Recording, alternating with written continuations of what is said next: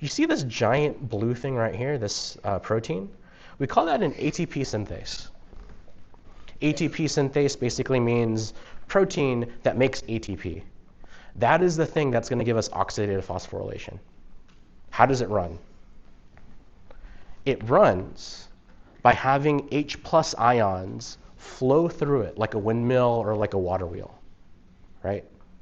If I am the protein, right, and there's a bunch of H pluses out here, they run through me and they power me up, right? They go downstream from where they are in high concentration through me to get back here in low concentration, right? Why does that care? Well, like, why do I care about that? Because when those H pluses flow through me, I spin, right? I make energy from spinning, from the flow of these protons through me. And an ATP synthase can take this spinning and take ADP and P and go boom, I now have an ATP. If you actually want a better example of this, that thing kind of just like tilts like a carnival ride that looks like this. If H pluses flow through, I'm basically just tilting around like this. But what it does is it captures an ADP and a P and it goes, you're an ATP now, right? It captures an ADP and a P and it goes, you're an ATP now. That's how we get a ton of ATP super efficiently from the moving of this ATP synthase, right? And what does it require? H plus to go through it. That okay so far? Here's the problem. How do you get all the H pluses out here? If all the H pluses go through me, I'm going to run out of H pluses out here, right? If I run out of H pluses and it doesn't go through me, I can't make ATP anymore. So I got to somehow, even though the H pluses go through the ATP synthase, I need a way to put them right back out so they can flow again. I need to put them out so they can flow again, right? They continually do this to make ATP.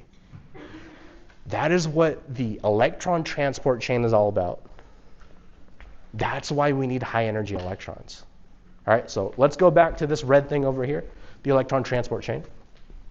It's a series of these proteins, right?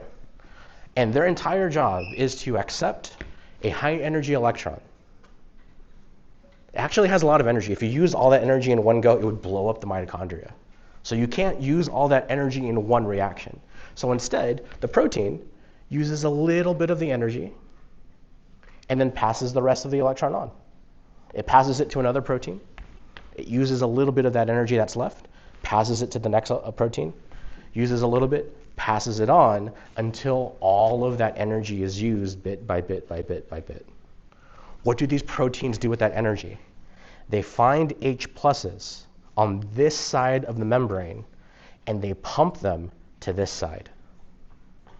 Right? So you see, we need high energy electrons because we need that energy from the electrons to push these H pluses to this side. Why do we care? So it can go through and power this ATP synthase to give us ATP. Right? Once these H pluses go through, then it actually connects with another one of these proteins and it gets pumped back, flows through, pumped back, flows through. And this is what your mitochondria are doing all day to make you ATP. That make sense? Is that good? One last little thing. I've never gotten this far in this lecture, but one last little thing. I told you we needed oxygen, right? Why do we need oxygen? There's a problem. If I'm a protein and I get an electron and I spend a little bit of energy, I can't actually just pass it on. I need the protein next to me to take it from my hands. Right?